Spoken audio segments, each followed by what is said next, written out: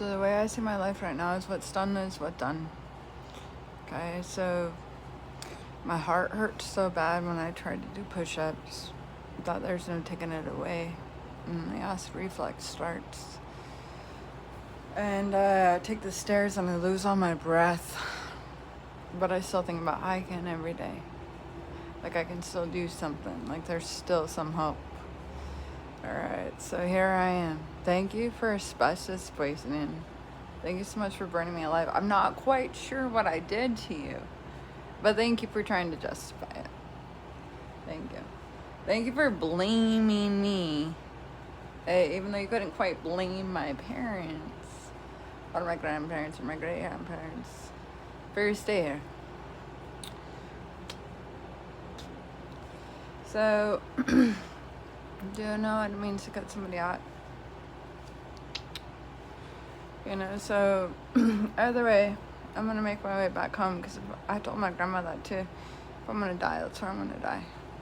I'm gonna die with the natives. Period, end of story. You know, and I'm gonna tell you some really fucked up stories, but they're not really as fucked up as you want them to be. Okay, so like I did learn from people who went through some really horrific shit. You know, you're talking about war babies and people who had no family, and it's generation upon generation here. And you want to act like you're better than them, and that's not right.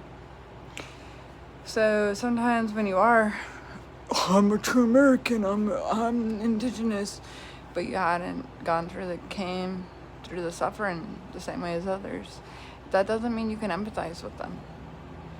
You know, so like some of us have gone through the same shit, and those women are stepping forward. They're like, this group came at me too. You know, and I'm over here like, dude, I was a fucking child trying to figure this shit out, and I did my best.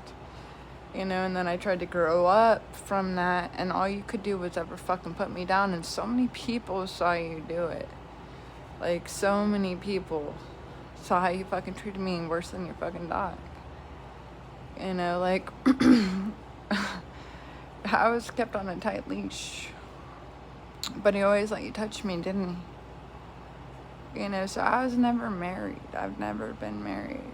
And I told him, no man who's ever touched me really ever loved me. That's a lie. You know, maybe some of us when we were kids and we didn't know better, but even then, you know, I don't even know what the word was made for, especially when it comes with you in it. And I ain't trying to waste my time anymore with that.